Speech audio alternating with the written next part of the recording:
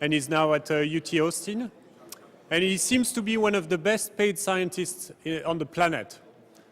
That's going to get their attention. Because if you Google his name, the first suggestion that comes up is Constantine Caramanis' salary. Okay? So there must be something to his talks. So he's going to talk about PCA.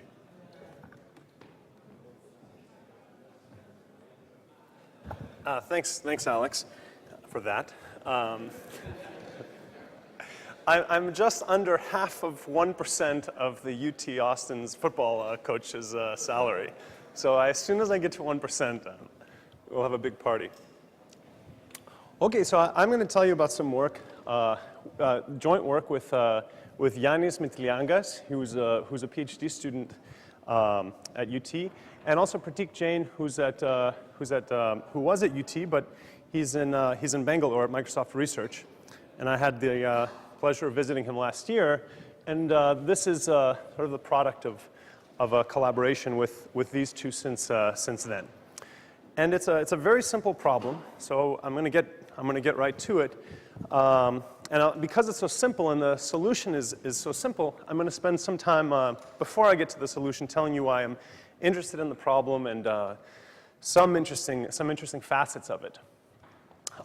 So here's the problem. So I'm thinking about an extremely idealized version of a covariance estimation problem. So I'm getting samples that come from a Gaussian, and this Gaussian comes from what's known as the spiked identity family. So basically, as you can see, the covariance matrix is basically the identity. So there's a lot of noise, except there's this rank 1 spike. And it's that rank 1 spike that's the noise. I'm sorry, that's the signal. So another way to think about this is that you're getting points that are scaled along the direction v, and then you're adding noise to them. And so you want to find out what that direction v. Okay? And theta here is how much that spike is scaled, and you should think about it as some small number. Certainly nothing that scales with p. Okay, something like 2 or 5 or something. And so the algorithm of choice here would be to just look at the SVD. So you form the outer product of the y's, you get the empirical covariance matrix, and we know from matrix concentration results that by now are essentially standard that the sample complexity that you need in order to get a good estimate of v is just the dimension.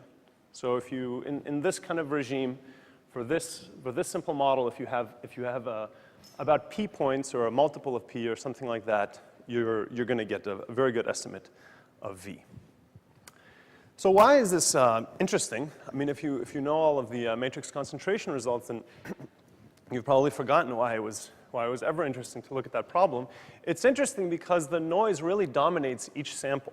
So if you were to look at each y that you get and look at its component in v and look at its component perpendicular to v, the component perpendicular to v is way bigger. It completely dominates. The component perpendicular to v will have magnitude something like square root of p, whereas the component that scales with v will be something more like theta. And every single point that you get will be very close to perpendicular to every other point and very close to perpendicular to the signal that you actually want to recover. Okay, so this is why people first started looking at this problem and why it's maybe the sort of classical problem of covariance estimation in the high dimensional setting. And again, briefly, the reason why it works is because of matrix concentration results. So if you look at, so here I'm just looking at the noise, just the noise component. So I'm drawing W's from just the Gaussian with identity covariance. So there's no signal in there. And the point is that the spectrum of that concentrates very sharply around its expectation. And so in fact, if you have n samples in p dimensions, then the largest singular value of that empirical noise matrix will be something like p over n. That's basically going to be the noise, square root of p over n. And so as long as you take n, the number of points that's scaling with p, then that p over n is going to be something small. And therefore, even if your spike is, even if your theta is some small number, it's going to all of a sudden stick out. But if you have fewer than p points, like let's say square root of p points, then you have absolutely no hope by any algorithm of finding the spike, because the largest, because the spike is going to be buried. If you look at the spectrum of the matrix that you're going to get, all of the largest singular values are going to come from just arbitrary noise. They're not going to come from the signal you wish to recover. Okay, so this is sort of quite standard, I'd say. So what more do we want, since we have such a sharp analysis of this in the literature? So let's go back to the simple algorithm, SVD. What happens? The input, so the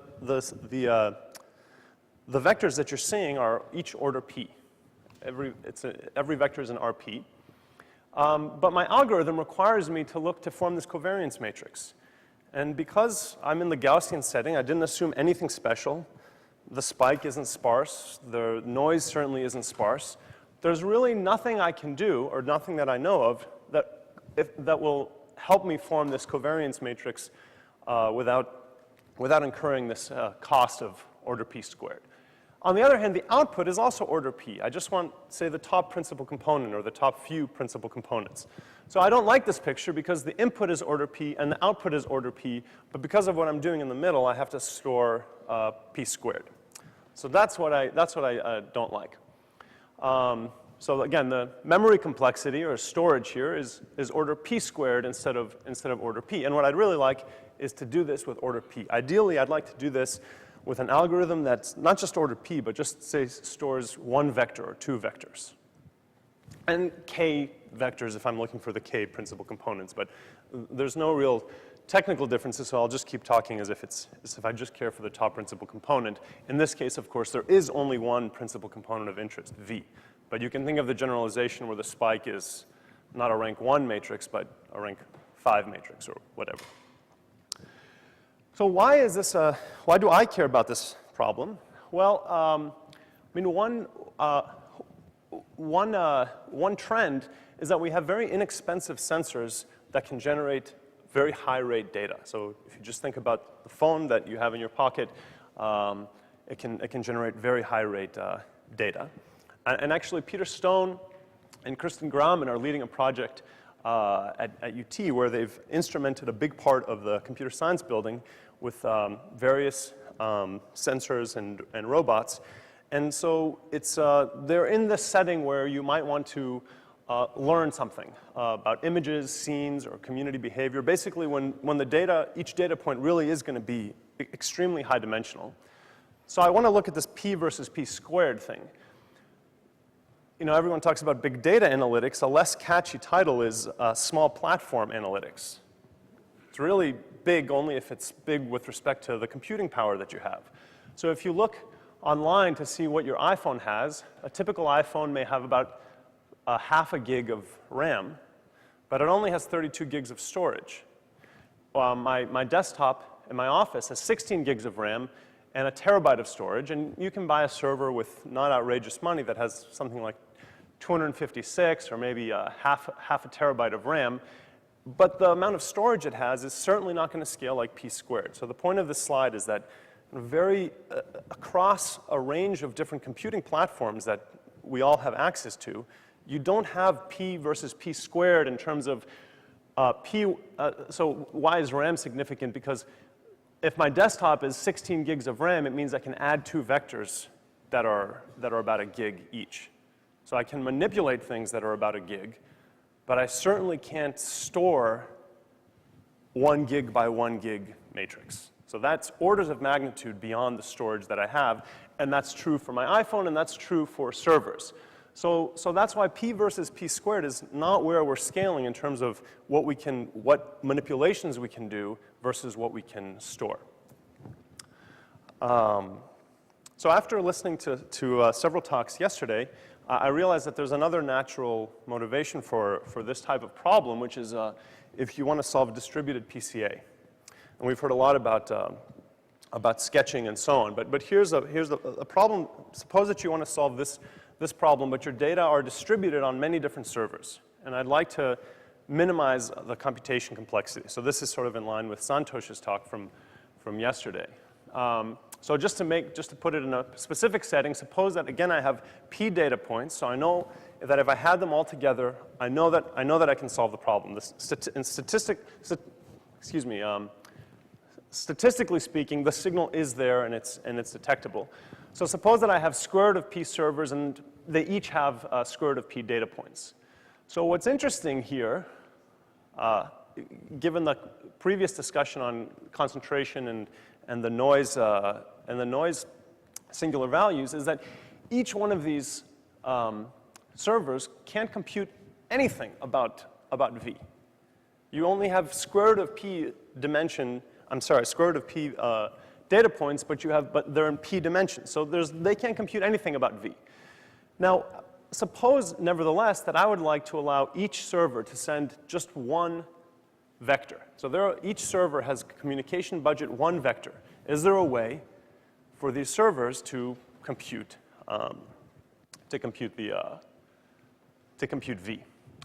So again, the reason individually no server can compute anything is that the singular value of the noise in each server, the data that each server has, is massive. It scales very rapidly with P. Okay, but of course, since we know that memory is always going to be a bound on communication complexity, if we had an algorithm that's order P, then we know that we would be able to have each server sending one or two or a very few number of vectors of length P, and we'd be able to do this. Okay, so this is sort of another way to look at this problem in the context of things we've heard in the last few days. Okay, so the techniques that we heard from people like Petros and Ravi and Mike, and I guess Joel didn't talk yesterday, but I think maybe he talked about it before. I certainly learned a lot of this from Joel and reading his papers, and David.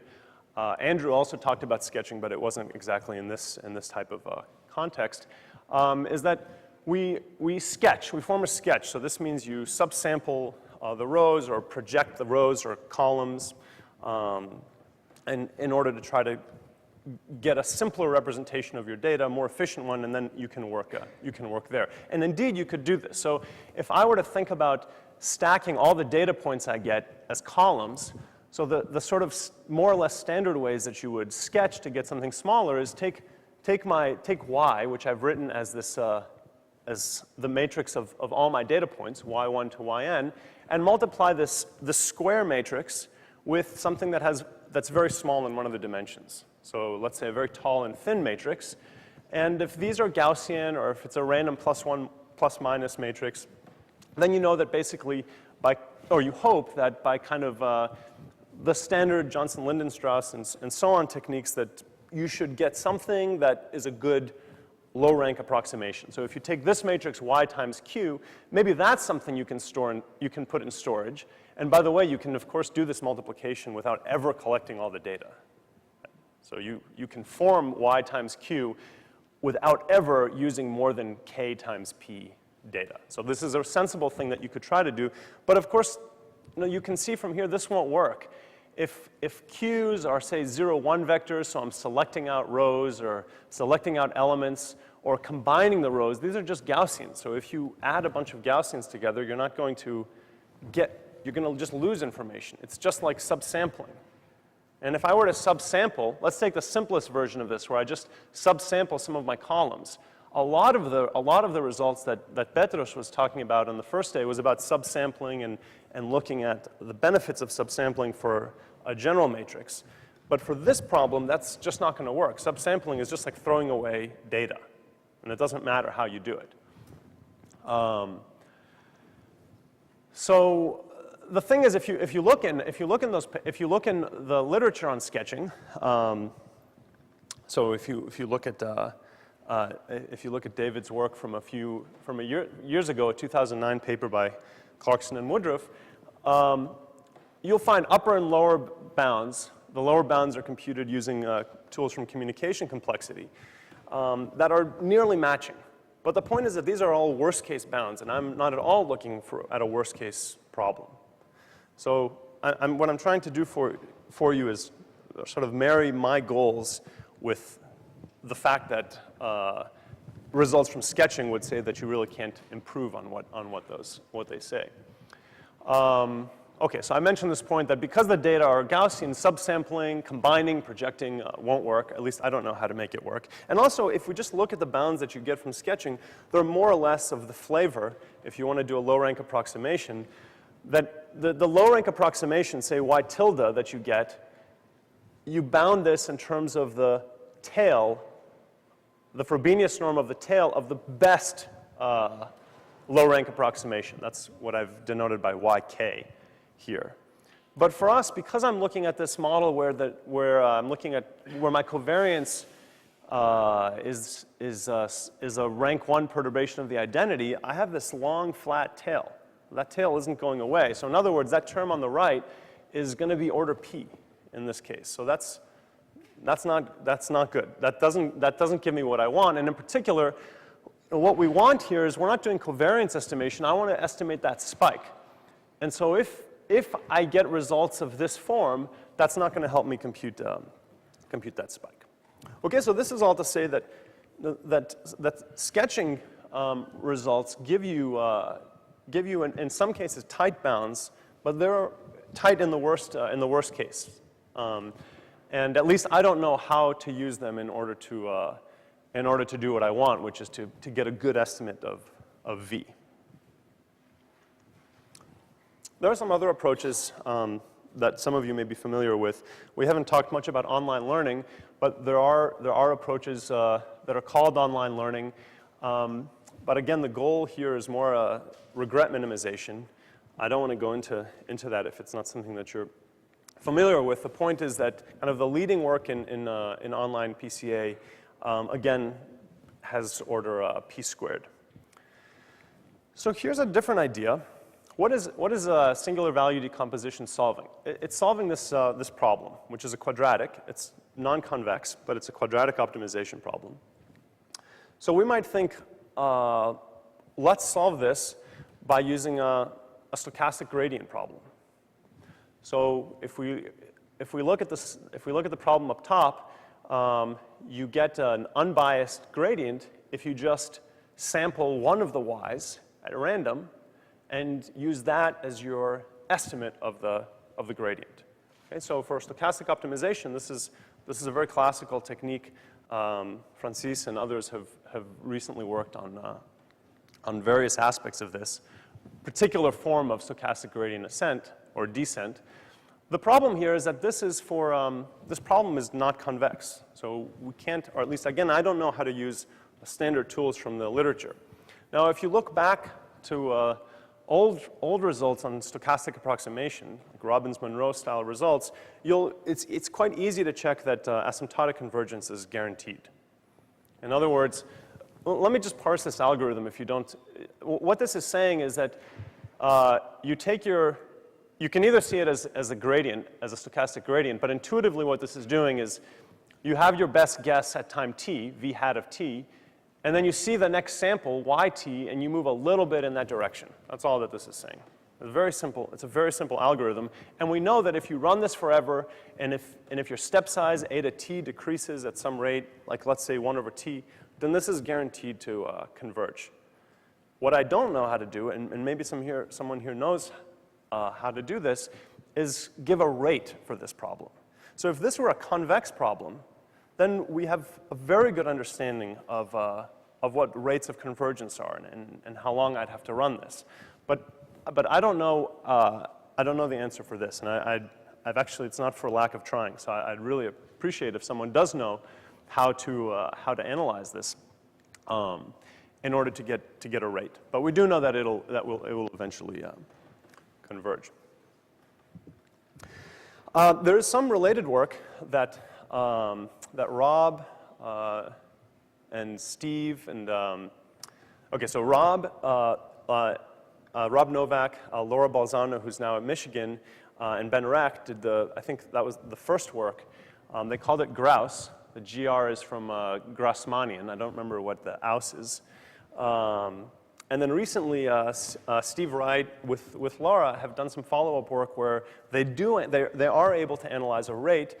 And what they show, so what is grouse? Grouse is exactly like the algorithm I showed you on the previous page, except it's just tailored to work on, rather than taking a step and then projecting back down, they actually work on the Grassmannian of low-rank subspaces.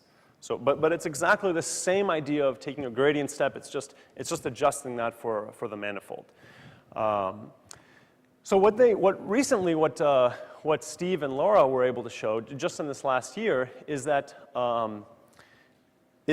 in the case where you start from very close, you have linear convergence. But it's also in the case where you have no noise. So the reason that their problem is quite interesting and that the result is interesting is that they show convergence when you have lots of erasures. So in other words, I'm giving you, in this example, I'd be giving you just, there would be no identity matrix. You'd be sampling just exactly from the subspace, but I'd be erasing a lot of the coordinates, and then you get to C. And then you're trying to converge onto the subspace. So again, this is work that's in this direction, but as far as I know, it's unable to handle noise. And also, it's a local result of convergence. I think it's a great step, but I guess for the noisy case, I'm not sure how to use that. And I should add that I've simulated it with noise, and it works great. So this is an interesting aspect of the problem. Here, this is my slide saying that I find it a little frustrating that it's been so difficult to analyze because, in fact, you can write a very simple, it's unfortunately nonlinear recursion for the component in the right direction that you have when you do this sort of simple update, this simple gradient update. But even that seems a little bit difficult to analyze. So here's a different idea. For people that think about quadratic optimization, you know that a classical result from control and optimization is that if you have even an indefinite quadratic subject to an indefinite quadratic constraint, like we have here, so here this is not a convex problem, there's a result called the S procedure, which tells us that the standard STP relaxation is actually exact.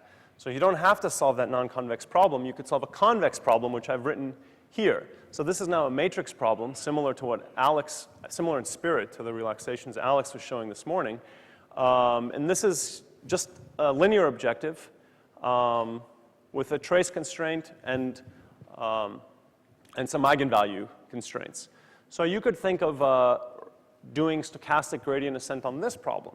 And for that, you're guaranteed by what's now standard theory in convex optimization that this will converge, and you get rates. You get rates of convergence. The problem is that my optimization variable now is a p by p matrix. And there's no guarantee, and in fact simulations show that it's just not true, that even though this will converge to a low rank matrix, rank 1 matrix, intermediately these gradient steps will take you through a solution that has intermediate steps that have arbitrarily high rank. So Nati Shrubro and two of his students have tried analyzing this and looking at it when you force factorizations. But again, that sort of destroys the, empirically in some cases it seems to work, but it definitely, but it destroys the convexity and therefore the convergence guarantees that you have. So the main challenge in analyzing this stochastic gradient, at least for me, was dealing with the fact that you have a very large amount of variance. So here's an extremely simple solution that we came up with Yanis and Pratik. It's a very simple algorithm. And basically, it's just looking at a streaming version of the power method. So suppose that you line up all your data here.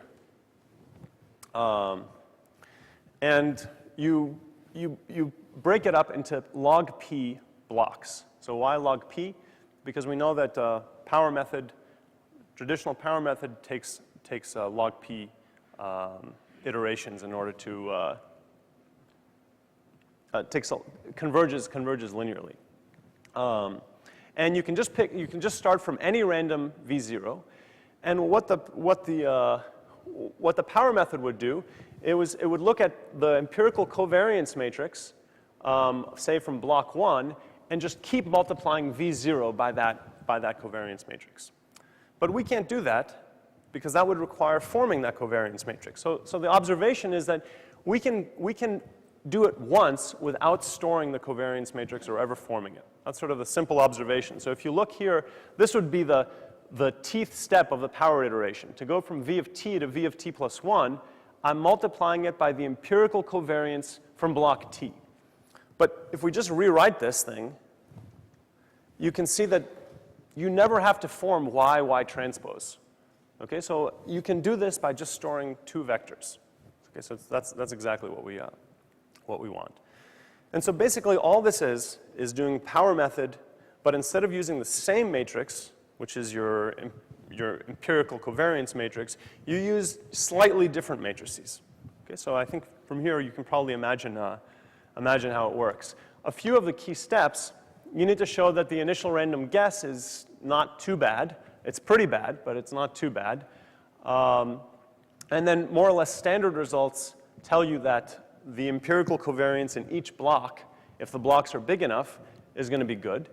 And in the spirit of efficient representation here, I've condensed about a year of Yannis's work into 2 blue bullets. So all the work is to show that it's not enough. If I just tell you that you're doing power method with matrices that are close to what you want, that's not quite enough, because if I could design those in some devilish way, then you don't need to converge to anything. The reason is that you start so far away that it's not enough to just use use standard results and say that my empirical covariance is close to my population covariance. You need something more. And because the initial guess is going to be quite bad, it's not going to be very close to your true signal. The initial error decay is not what you typically see in power method, but after a little while it becomes linear.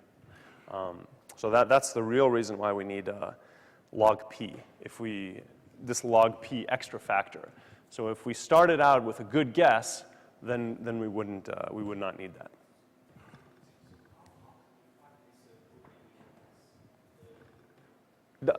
That's just if you just choose a random vector, you'll get something. You'll see something like that.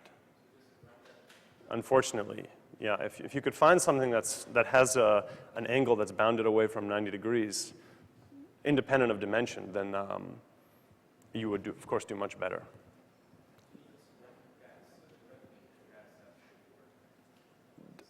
Yeah, that's right. That's right.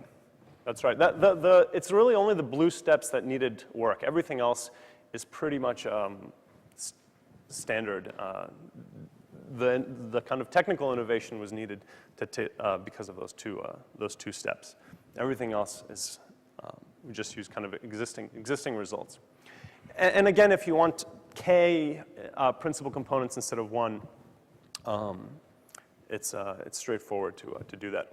So there's a number of extensions that you can get almost for free. One is that I mentioned that Laura and Ben and Rob, their Grouse algorithm was actually designed not to deal with noise, but to deal with lots of erasures. But you can also do that as well in this setting. So suppose that you're getting noisy data points, y, but every coordinate is erased with some probability.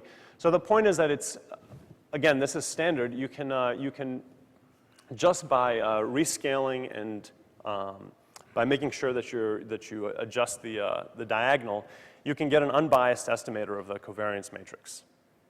So instead of using the covariance matrix in every block to do the power method, you use your estimator of the covariance matrix. And it's an unbiased estimator, and we have a good understanding due to, I guess this is classical, I think it's fair to say, of convergence rates. And so basically, you do, and note again that you can form this estimator. Again, you can do that. You can multiply by this estimator without ever actually forming the covariance matrix. So that's the point. So all this requires is essentially more samples by a factor of 1 over q squared, which is exactly what you would expect. And the first problem I mentioned, if you have square root of p servers and they each have square root of p data points, so the key is that if you allow each one of these servers to send one vector, I don't know of a way where they could each send a vector to a centralized. So one natural guess would be each one of these guys performs singular value decomposition and then sends me the top singular vector.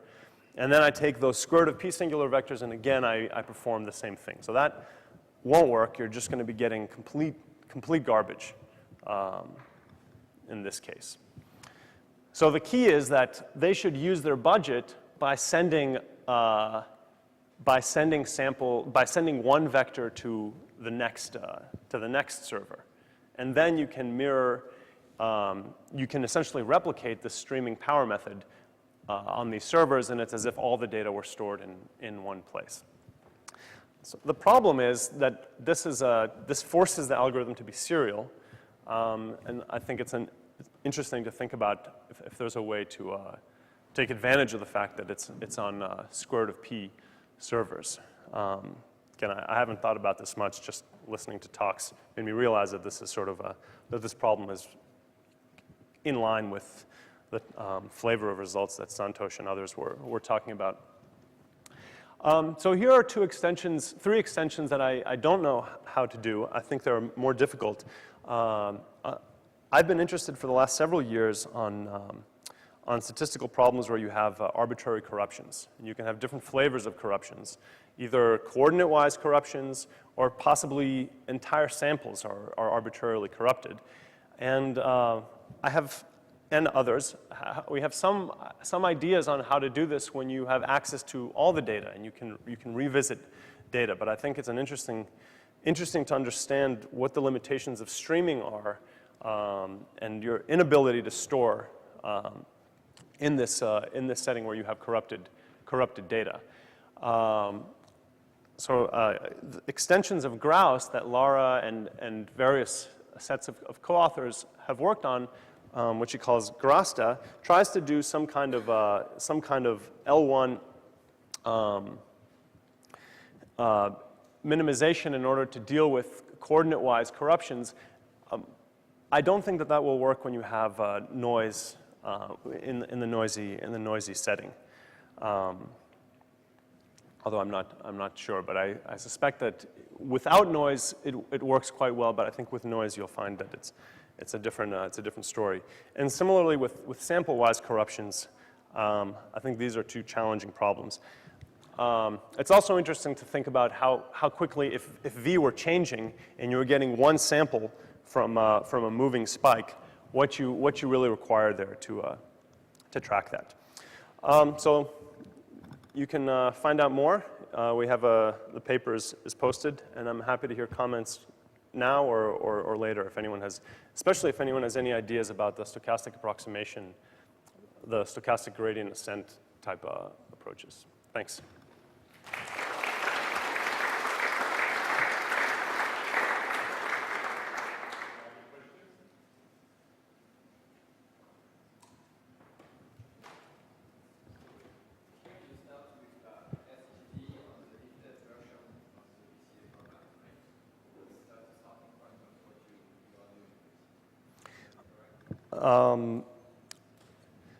So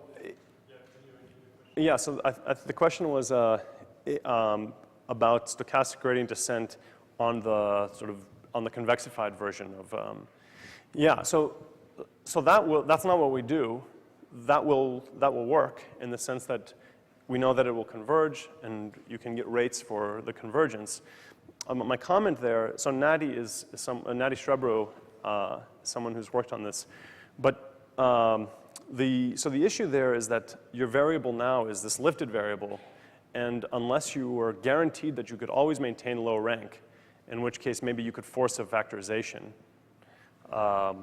If that ever becomes a full rank or close to full rank variable, then you're already using up p squared memory just to store that.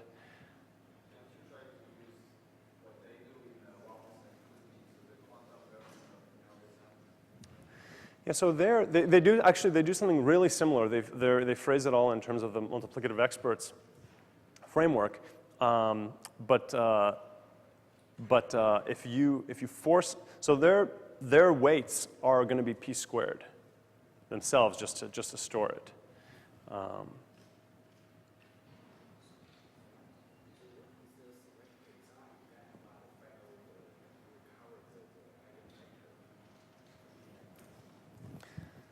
So you can do it by storing just two vectors. That's your memory complexity.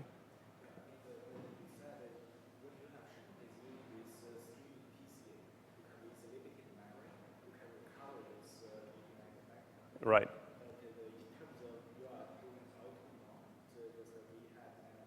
Mm-hmm. So you'll have you have a 1 over epsilon squared dependence, and you need about p log p data points.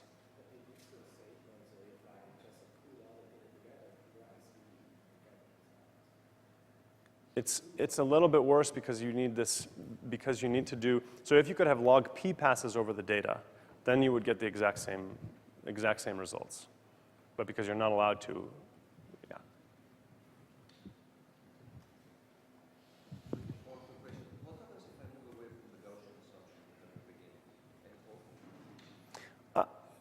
There's definitely hope as long as you have, the only thing that, what's magical about the Gaussian assumption is just the concentration of the noise covariance. How much noise can you tolerate?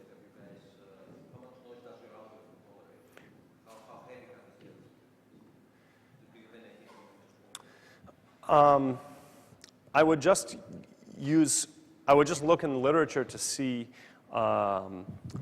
what the largest singular value would be of the noise empirical covariance, and then basically just plug that right in, and I think that would be fine. Yeah, yeah.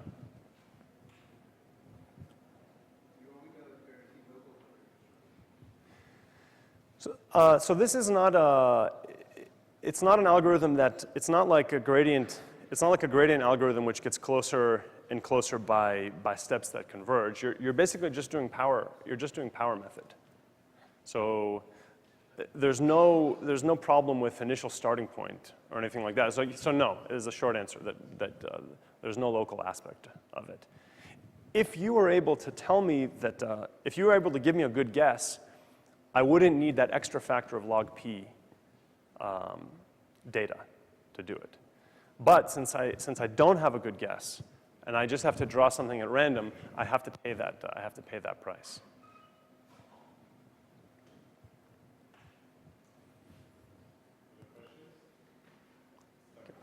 Thanks.